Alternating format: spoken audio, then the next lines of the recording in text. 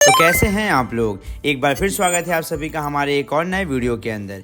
Guys, आज के video के अंदर हम लोग यहाँ बात करने वाले हैं क्या होता है होमोपॉलीमर। देखिए, जब मैं पॉलीमर के बारे में बात करता हूँ तो पॉलीमर का मतलब होता है कि ये बना होता है बहुत सारे छोटे छोटे मोनोमर से। जब एक जैसे बहुत सारे छोटे छोटे मोनोमर आपस में कंबाइन होते हैं तो बहुत सारे छोटे छोटे मोनोमर के कंबाइन होने से पॉलीमर बनता है। होमोपॉलीमर का मतलब होता है एक जैसे ही कंपाउंड जब आपस में एक दूसरे से कंबाइन होते हैं तो उसे हम कहते हैं होमोपॉलीमर।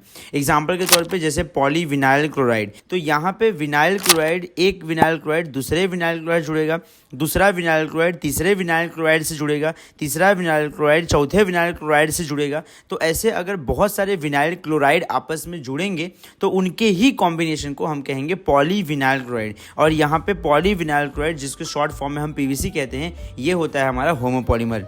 इसका मतलब ये है कि यहाँ पे खाली खाली विनाइल क्लोराइड के ही कंपाउंड एक दूसरे से अटैच्ड हैं इस पूरे के पूरे चेन के अंदर। एक ऐसा सिक्वेंशियल चेन जिसमें एक जैसे ही कंपाउंड एक दूसरे से अटैच्ड होते हैं पूरे के पूरे चेन के अंदर, उसे हम लोग कहते हैं होमोपॉलीमर। अगर मैं आपको इसका एक मोटा मोटा एग्जाम्पल दूँ तो जैसे आपने देखा है एक ट्रेन होती है, तो ट्रेन के अंदर एक जैसे कंपार्टमेंट जो होते हैं, एक बोगी ट्रेन की होती है, वैसे दूसरा डब्बा ट्रेन का होता है, दूसरा डब्बा तीसरा डब्बा वैसे ही होता है, चौथा डब्बा वैसे ही होता है। तो सारे ट्रेन के डब्बे एक जैसे चौकोन चौकोन क्यूब जैसे होते हैं।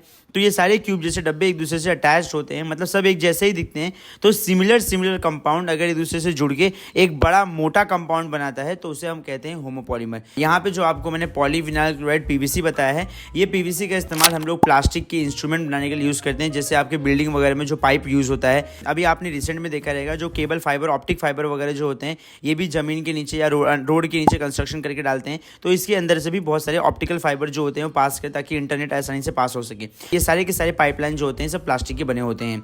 वहीं पे अगर हम पीवीसी के बारे में बात करें तो पीवीसी का तो आज के समय पे बहुत ज़्यादा धड़ल्ले से इस्तेमाल होता है। जैसे हमारे पास अगर जो वायर वगैरह होते हैं, जो वायर के ऊपर जो प्लास्टिक लगी होती है वो भी पीवीसी की होती है।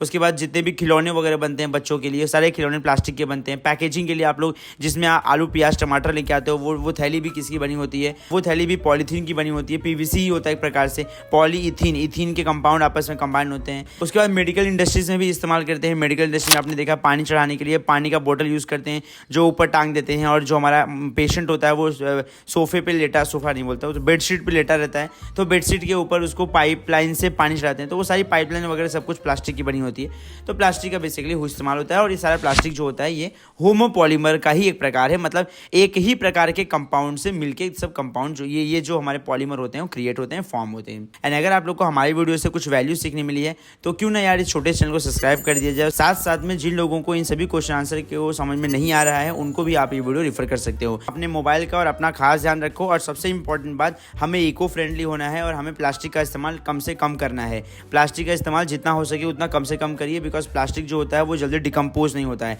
प्लास्टिक जो होता है वो नॉन बायोडिग्रेडेबल है, तो वो बायोलॉजिकल फील्ड के अंदर जल्दी डिकम्पोज नहीं होगा। तो इसलिए हमें जितना हो सके उतना प्लास्टिक का कम से कम इस्तेमाल करना चाहिए।